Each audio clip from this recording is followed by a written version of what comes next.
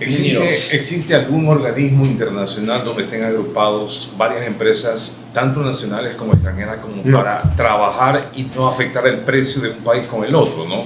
Son mercados diferentes. Ese es el problema, que el Ecuador, el 90% de su exportación hace 27 años cuando se expide la ley del banano, tenía mercados colocados en Estados Unidos y Europa. Con la expedición de la ley del banano se expiden para dos cosas: poner un precio a la caja de banano y prohibir las siembras de banano. ¿Tú sabes lo que se originó con eso? Con la prohibición de siembra en el Ecuador, la competencia sembró. Guatemala, México, Costa Rica, Colombia. ¿Por qué ese tope legalizaron o legislaron eso? Porque se tornó político. Y lo que hicimos fue hacer crecer a la competencia. ¿Y qué pasó? La competencia nos desplazó a Europa y Estados Unidos. ¿Y esa ley está todavía vigente? Por eso hemos pedido la reforma de esa ley. Ya. Entonces, que ya no se ajusta a la realidad de este negocio, como te digo. Exactamente, ¿a qué se refiere con esa parte, por favor? ¿Qué dice la ley? A eso me refiero. Prohíbese las siembras de banano. O sea, solamente tienen un inicio y un tope. Ya no se pueden sembrar banano. Ahora hay una discrecionalidad, pero cuando se expide la ley era un no rotundo. Y la competencia sembró.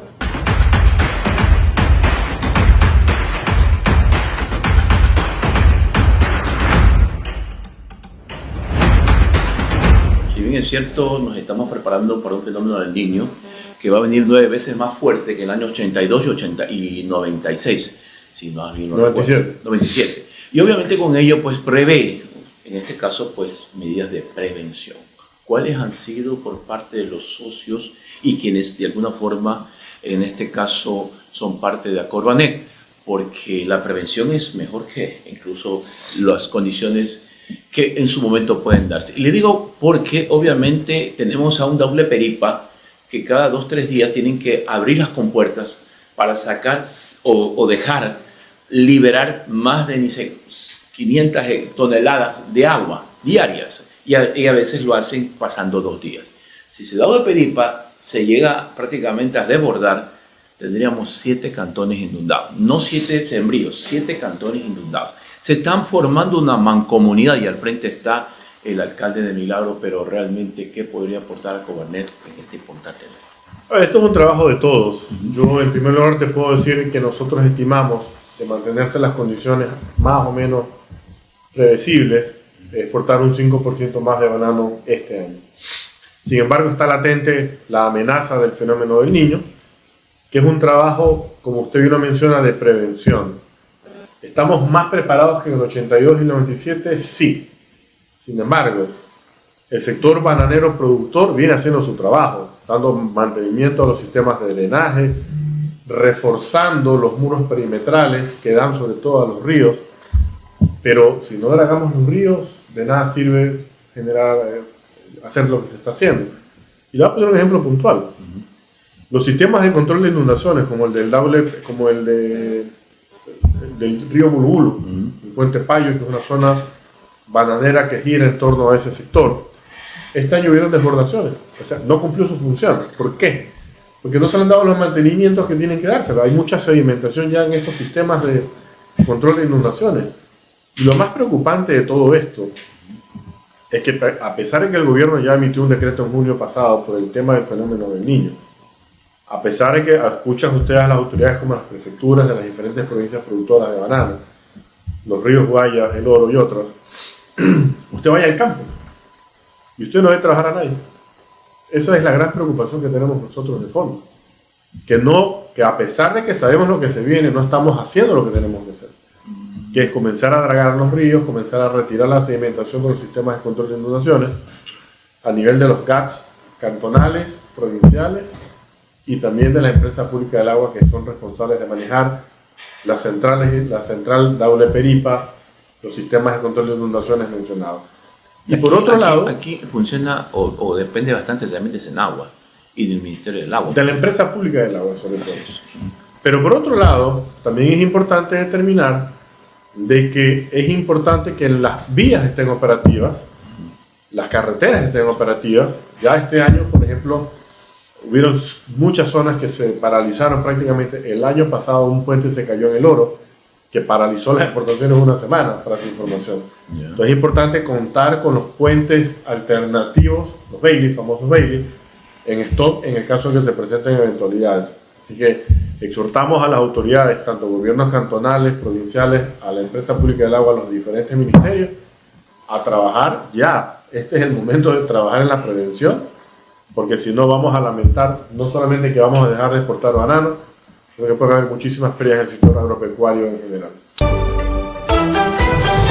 Realmente es importante sus expresiones. Ingeniero, ¿hasta qué punto podríamos ver que se podría afectar las importaciones en el caso de que no se, obviamente, se tengan las prevenciones del caso, ¿no?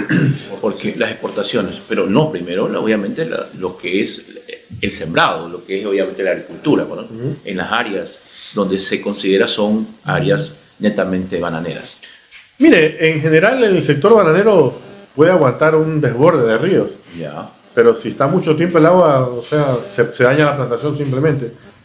Ya el hecho, ya ha pasado, por ejemplo, este año en la zona de Vinces, en la zona baja de Vinces, por ejemplo, se desbordaron un cálculo de pérdida. Alrededor de 1.500 hectáreas. Ya. Pero se inundaron casi 5.000. Sin embargo, salió el agua y, digamos, se le salió los mantenimientos necesarios y se pudo rescatar la fruta. Pero si están más, suponte una semana bajo el agua, se pudrió la planta y ya no sirve. Entonces, por eso es importante el trabajo que les estoy mencionando. Y no solamente para el sector bananero. Ya, por ejemplo, sectores como el arrocero se han visto afectados. Estamos importando arroz, porque prácticamente parte de la producción del invierno y paralizó algunas en el verano. Entonces ya hubo una escasez de alimentos. Entonces las consecuencias no solamente es la falta de alimentos que se puedan generar, sino también la pérdida de empleos, porque al afectarse un sector productor y exportador como el banano, cacao y otros, se afecta directamente al empleo y a la generación de divisas que tanta falta hace para mantener la dolarización. Haciendo una introspección de lo que ha ocurrido en el año 2020, que fue obviamente pues la pandemia, y poco a poco en el 2021 hubo 4 rebrotes, obviamente pues la gente quería de alguna forma recuperar y reactivar el aparato productivo del Ecuador. ¿Cómo estuvo entre el 2022 y 2023 las exportaciones del banano? Más o menos una Hubieron 2 reducciones. Aunque parezca mentira, en la época de COVID es donde más exportamos bananos en cantidades. Qué bien, qué bien. ¿Por qué? Porque la gente lo que más hace estando en casa es comer. Ya. Y el banano es un alimento al final del día. Sí tuvimos afectaciones en la logística de exportación y de distribución en los destinos, pero fue el año de mayor exportación, donde comenzamos a ver los efectos post-COVID y que comenzamos a reducir las exportaciones fue en el 2021 y en el 2022. Ya. Donde los 2 años... ¿Y ese aspecto por qué? Porque se supone que en 2020 la gente fueron paró. un mix de varias cosas. Ya. En el 2021 y cuando los fletes navieros se triplicaron, ya. generando una inflación a nivel mundial brutal y generando una recesión también a nivel mundial. ¿Qué mercados conquistaron ahí? Más, en el 2020 todos los mercados consumieron más banano, todos, sin excepción alguna, todos. Fue la época en que exportamos más banano en la historia del Ecuador, para su información. Ya. Exportamos más de 355 millones de cajas. Que representa más o menos un monto en dólares, más o menos. Como 3.400 millones de dólares en ese momento. Y digamos, en el 2022, que también se redujeron las exportaciones, entró ahí sí a afectar el conflicto de Rusia con Ucrania, que también generó alta inflación a nivel mundial, ya no tanto por los fletes navieros, sino por el incremento del costo de los combustibles, que a su vez genera incrementos en los costos de diferentes productos, como los combustibles, el mismo flete naviero, y generó una inflación alta, generando recesión, por ende menor compra de banano también. Y en estos últimos 7 meses, que son prácticamente 2023, los fletes navieros, usted me preguntará por qué exportamos más banano. Los mercados han comprado más banano. ¿Y por qué nos han comprado más banano? Porque, por ejemplo, ya los fletes navieros están en sus precios normales de hace 3 años. Ya no están a los niveles altos que estaban, sino que ya prácticamente a los niveles normales que se pagaban. Y por ende, pues obviamente se ha comprado más banano porque los costos han bajado. Entonces, eso ha sido un factor importantísimo. Y en el caso del banano ecuatoriano, también el banano orgánico ha crecido, hay que destacarlo. Y hemos crecido muchísimo en el mercado americano, tomando prácticamente gran parte de ese segmento, superando a República Dominicana, Perú y otros que son los que abastecían normalmente a este país. Así que yo creo que si las cosas pintan bien, si es que el fenómeno del niño viene y no afecta como aspiramos que no lo haga, tomamos las prevenciones que debe tomar. Si se hace lo que se tenga que hacer, aspiramos a crecer en el caso particular de nuestro sector en alrededor de un 5% más. ¿Pero qué mercado es el que está difícilmente de entrar? Por ejemplo, no sé. Nosotros exportamos a todos. A todos los países. Hemos crecido y decrecido en otros, pero estamos ahí. Ya. Se mantiene en un equilibrio. Usted me pregunta por qué en China no exportamos más, sino menos. Porque China, primero, que produce banano, segundo, le compra más a Filipinas, y tercero, porque pagamos un arancel del 10%. Entonces prefieren comprar banano a Filipinas, que no paga arancel, claro, ¿ya? Y es más barato. Pero aún así nos compran banano. Me imagino que ese banano de allá es de calidad, pero ¿qué le hace diferente al banano ecuatoriano? Las condiciones que le mencioné hace un rato, las condiciones organolépticas, Ya. el hecho de ser un banano premium, desde el sabor es muy diferente con relación al de la competencia asiática, es muy diferente. Y digamos, el segmento de la clase media comienza a crecer en China y te comienza a consumir un producto de mayor calidad con relación a lo que tienen actualmente, ¿no? Ingeniero, hasta hace unos 7, 8 años atrás Alemania compraba, no sé si sigue comprando banano ecuatoriano, pero del banano ecuatoriano hacían las compotas. Y después las compotas nos vendían a nosotros y a toda América. Realmente, y era banano, decía banano ecuatoriano, pero decía obviamente la fórmula alemana, o sea, la franquicia alemana, la marca alemana. Bueno, eso es un segmento muy marginal. Ya.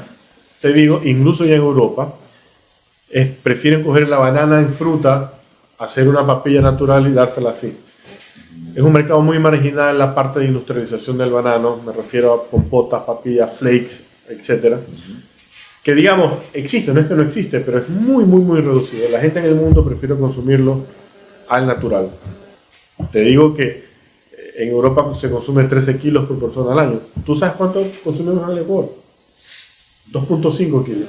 En casa herrero, cuchillo de palo. Entonces valoran más el banano afuera que adentro. Ya. Entonces, tarea pendiente también para nosotros. Los ecuatorianos consumir lo nuestro. No solamente eso, sino que acá la gente, las personas creemos que por comer un banano, digamos, somos pobres. Hay una mentalidad media rara en el Ecuador. Pero el banano tiene potasio. Cuando es un producto altamente rico, tanto nutricionalmente hablando y para la salud, pero es más valorado en el exterior que afuera, que adentro. Pero te estoy diciendo que consume en Europa 13 kilos, nosotros llegamos a 2.5. Los nutricionistas dicen que el papaya y el banano es importantísimo para lo que es el tema de lo que tiene. Usted mencionó a Alemania. Alemania sigue siendo uno de los mayores compradores de banano en Europa, pero se lo comen en natural. El principal comprador en Europa en este momento es Países Bajos, con Holanda. Le sigue en importancia Alemania, por supuesto, como segundo Italia y Grecia, en ese orden.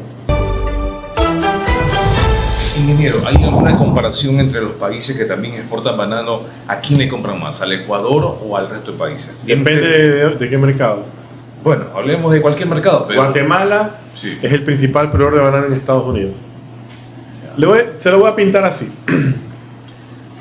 Del 100% de lo que produce y exporta Costa Rica, Guatemala y Colombia, y Honduras y México, el 90% lo exportan a Estados Unidos y Europa.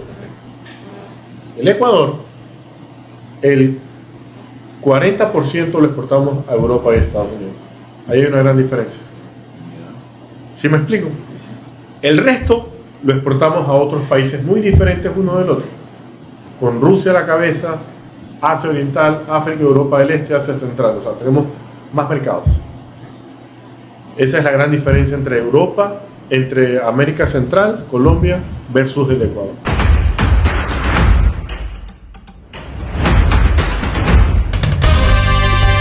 Telenorte 24, la televisión de Ecuador se ve en todas partes.